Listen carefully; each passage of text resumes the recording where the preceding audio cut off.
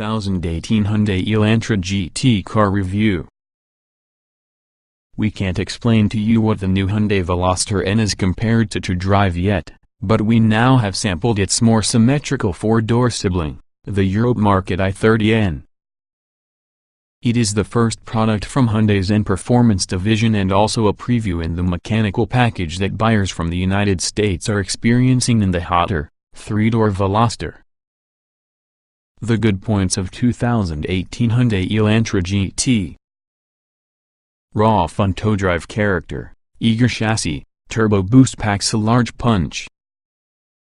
The bad points of 2018 Hyundai Elantra GT: stupefying variety of drivetrain settings, plentiful engine and road noise, some torque steer. The great configurator. The omens are ideal for anyone anticipating an old-fashioned performance hatchback, the one which doesn't leaven its excitement by having an excessive character-sapping refinement. Although its thrills are amusingly basic, the i30N even offers an almost unprecedented higher-level user adjustability. On its tire are two mod selection buttons. The left one gives having access to normal, sport, and eco modes, the last which we doubt that people who own a 271 horsepower hot hatch will select often. The button within the right wears an N logo and can dial up both an ultra-aggressive, track-focused N mode and also a driver-tweakable and custom setting. The latter allows the central touchscreen for use to select different quantities of aggression for most in the car's dynamic systems. There's engine mapping normal, sport, sport plus, rev matching throttle blipping off, normal, sport, sport plus, adjustable dampers normal, sport, sport plus, steering weight normal, sport, sport plus, and stability control normal, sport, off. The more powerful performance package-equipped version we drove also presented adjustments because of its electronically controlled limited-slip differential normal, sport and adjustable exhaust normal, sport, sport plus. According to our venerable Texas Instruments DI-85, that's a wonderful total of 1944 possible dynamic configurations, should you count off as being a setting. Many race cars are less adjustable. Lovable thug. While determining the perfect combination may be never-ending, which need not diminish the enjoyment of an rapid, unpretentious performance hatchback. The European i30 hatch is effectively our Elantra GT, and much on the i30N's hardware comes to that within the upcoming Veloster N. Both cars share a turbocharged version in the company's 2.0-liter inline 4, a member on the Theta engine family. Two power outputs can be purchased, both splitting the visible difference between the Volkswagen GTI and Golf R. The standard i30N has 247 horsepower whilst the i30N Performance version has 271. The brawnier model also gaining 19-inch wheels instead on the standard 18s, fractionally bigger brakes, plus the aforementioned electronically controlled limited-slip differential and active variable exhaust system. The only transmission option for now is usually a 6-speed manual, and, similar to the 306 horsepower Honda Civic Type R, performance is delivered with the front wheels only. The engine incorporates a thuggish quality which fits the car well.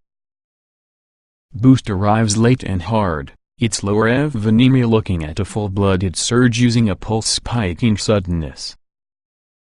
Hyundai claims a similar peak torque creation of 279 lb-ft at 1,750 revolutions per minute for the two regular and performance models, through an overboost function for approximately 18 seconds during a period. Short of wanting to climb a good, steep hill, it may be hard to encounter that limit. The soundtrack is deep-throated despite the presence of the exhaust to use quietest mode and approaches antisocial when revved together with the exhaust in their loudest setting. The engine spins freely to its 6,000 revolutions per minute horsepower peak and continues slightly less willingly for the rev limit 750 revolutions per minute later. Sequential upshift LEDs are built into the top from the instrument cluster to encourage harder applications of stick. While the limited slip differential helps the i30N find impressive traction, there exists still some torque steer at low revs. But it's from the exciting and lieu of wayward variety. The engine does think that it's spinning a hefty flywheel, and yes, it holds on to its revs just like a miser once the throttle is lifted, so downshifts have to be timed carefully. In top gear the engine is turning just 2,100 revolutions per minute at 60 miles per hour, a position where throttle inputs are met with much lag.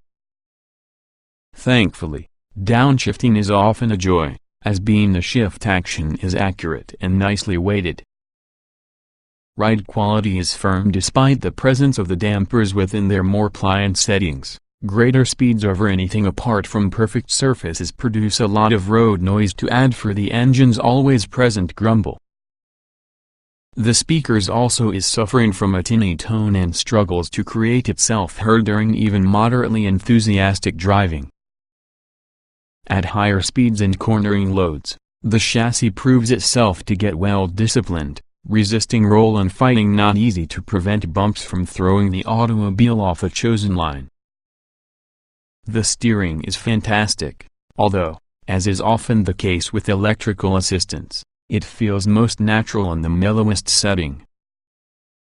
The N mode is just too big harsh for street use, but myriad customization options mean it ought to be possible to get a sweet location for both conditions and driver preference. It's honest.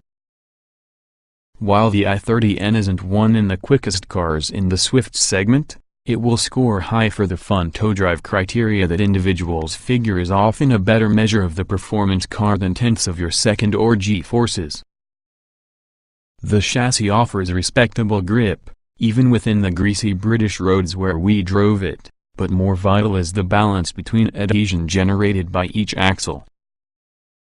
Traction is keen along with the limited slip differential helps leading end set up a spirited defense against understeer. Yet once the i30N does learn to nudge wide it will come back into line obediently reacting to an eased throttle.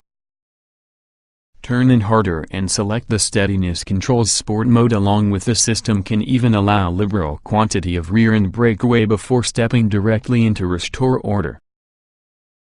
The i30N can be a solid first effort by Hyundai's N division along with a validation from the company's decision to recruit former BMW M boss Albert Biermann to go it up. The N is surely an unpretentious machine for traveling quickly all night. Fun, in this it is really a perfect reflection from the humble values of the parent brand. In Europe, it's priced below the most basic Volkswagen GTI four-door despite offering more performance. Let's hope the Veloster N builds around the same great work.